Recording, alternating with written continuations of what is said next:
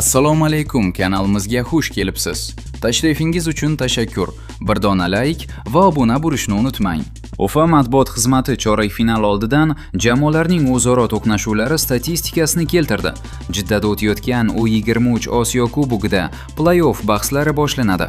O'zbekiston yoshlar jamoasi 1/4-finalda Xitoyga qarshi maydonga tushadi. Ufa matbuot xizmati jamoalarning o'zaro o'yinlari statistikasini keltirdi. Saudiya Arabistoni yashil maydonlarda davom etayotgan 23 yoshgacha futbolchilar o'rtasidagi Osiyo Kubogi musobaqasi hal qiluvchi pallaga kirib keldi. Guruh bosqichi yakuniga yetib, 16 jamoadan 8 tasi musobaqani tark etdi. Guruhlarda 1 va 2 o'rinlarni egallagan jamoalar endi chorak final bosqichida kurashni davom ettiradi. O'zbekiston yoshlar jamoasi C guruhini peshqadam sifatida yakunlab, chorak final yo'llanmasini qo'lga kiritdi. Xitoy esa D guruhida Iroq 0 bo'yicha 0, Avstraliya 1 bo'yicha 0 va Tailand 0 bo'yicha 0 jamoalariga qarshi bahslarda 5 ochko jamg'arib, keyingi bosqichga yo'l oldi. O'zbekiston-Xitoy o'zaro uchrashuvlar. O'zbekiston va Xitoy U23 milliy jamoalari Osiyo Kubogi doirasida shu kunga qadar 3 bor ro'baro kelgan bo'lib, barcha uchrashuvlarda jamoamiz g'alaba qozongan. Birinchi 2013 yil O'zbekiston 2-1. Xitoy U22 maqomida ilk bor tashkil etilgan turnirda jamoamiz guruh bosqichida Xitoy bilan to'qnash kelgan. Yegor Krimets va Igor Sergeyev urgan gollar evaziga raqib mag'lub etilgan. Ikkinchi 2018 yil Xitoy 0-1. O'zbekiston Ravshan Haydarov boshqaruvidagi U23 jamoamiz Xitoy mezbonligida o'tgan Osiyo Kubogida chempionlikni qo'lga kiritgan. Guruh bosqichida mezbonlar Hoji Akbar Alijonovning yagona goli evaziga mag'lub etilgan. Uchinchi 2020 yil O'zbekiston 2-yo'q Xitoy Tailandda bo'lib o'tgan U23 Osiyo Kubogida O'zbekiston va Xitoy C guruhidan o'rin olgan. Islom Qobilov va Nurillo To'xtasinovning gollari evaziga jamoamiz ishonchli g'alabaga erishgan. Shuningdek, jamoalar o'rtasida xalqaro o'rtoqlik uchrashuvlari ham muntazam o'tkazib kelinadi.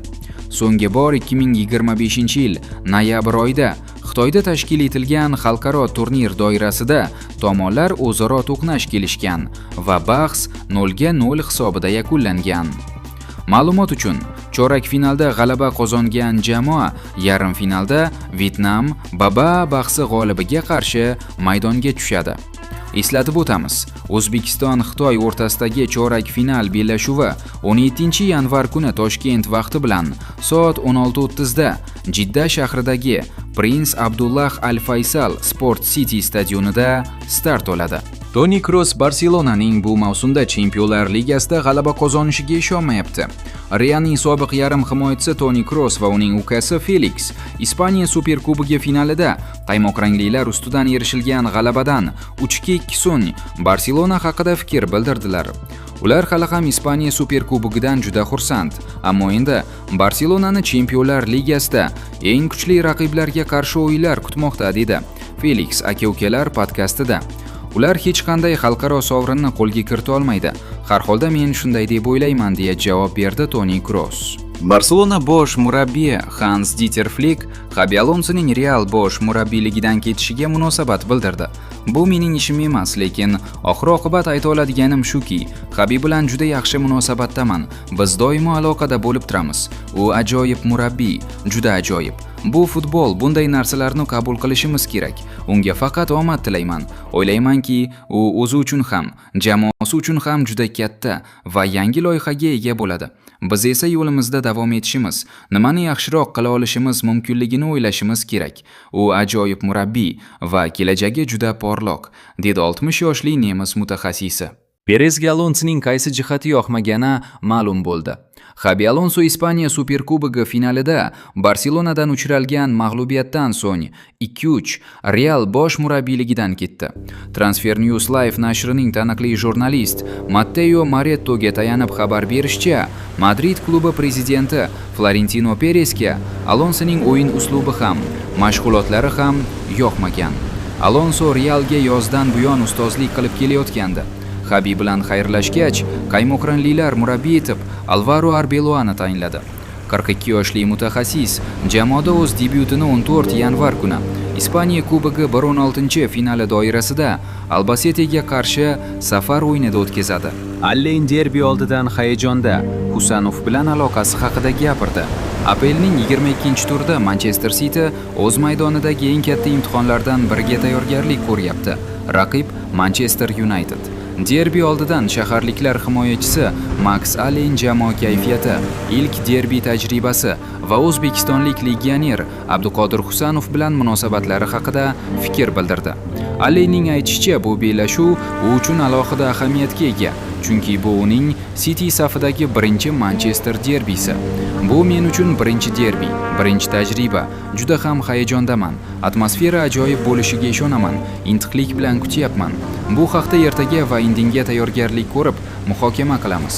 Men Abduqodir Husanov bilan juda yaxshi aloqa o'rnatib ulgurdim, dedi Alleyn. Uning so'zlaridan ko'rinib turibdiki, jamoa ichidagi o'zaro tushunish ham muhim detal sifatida qaralyapti.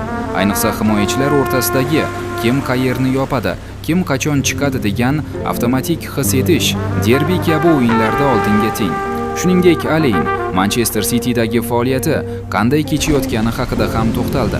Uning ta'kidlashicha, bu davr juda shiddatli, lekin aynan shu temp unga yoqyapti. Bu paytgacha hammasi juda shiddatli o'tdi. Har soniyasi yoqdi.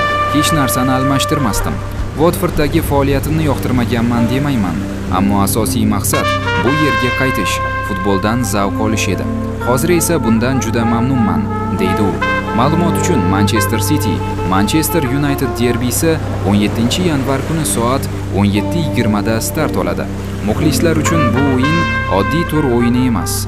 Bu Manchestercha his-tuyg'ular chempionati. Endi esa intriga bitta. Derbida qaysi jamoa sovuqqon, qaysi biri hissiyotga yutqazadi. Bugun yarim finali doirasida Newcastle'ga qarshi o'tkazilgan birinchi o'yindagi harakatlarni alohida ta'kidladi. Husanov mazkur bahsda asosan himoya chizig'ida tinim bilmas motorga aylanib, jamoaning qurilishini ham, bosim paytidagi sug'urta vazifasini ham bir vaqtning o'zida bajargani bilan ko'zga tashlandi. Raqamlar ham buni tasdiqlayapti. Uchrashuvda Abduqodir quyidagi statistik ko'rsatkichlarni qayd etdi. Futbolchi. Endi Diyash bilan xayrlashsak ham bo'ladi. Scott, Scrimgeour. Husanovning tempi ajoyib. Himoyalanish qobiliyatiga gap bo'lishi mumkin emas. O'qdek uchib borib, raqibdan to'pni sug'urib oladi. Don Takilah, o'zbek mashinasi. Husanov turgan joydan hech kim o'ta olmaydi. 2 karra quvvat bilan ishlayapti. Nikolas Njenga. E'tibor berganmisiz? Jamoa jarohatlar tufayli qiyin vaziyatga tushganda Husanov doim yordamga keladi. Endi Gvardiola unga muntazam amaliyot berishidan umid qilamiz. Ben Aygboje. Pep, Abduqodirga ko'proq o'yin vaqti ber. U qo'rqmay o'ynaydi. Juda tezkor. Himoya chizig'ining haqiqiy yetakchisi. Muxlislar fikridan bitta narsa aniq. Abduqodir Husanov City auditoriyasida allaqachon ishonch uyg'otib ulgurgan. Endi eng muhim qadam bu ishonchni doimiy o'yin amaliyotiga aylantirish. Agar u shunday temp va intizomni saqlab qolsa, yarim final statistikasi shunchaki bir kechalik rekord emas, balki katta karyeraning yangi standartiga aylanishi mumkin. Kanalga obuna bo'lishni unutmang va bizni mehnatimizni qadrlaysiz degan umiddamiz. Videomizga like bosing va o'z fikringizni qoldiring. Zero sizni fikringiz biz uchun muhim.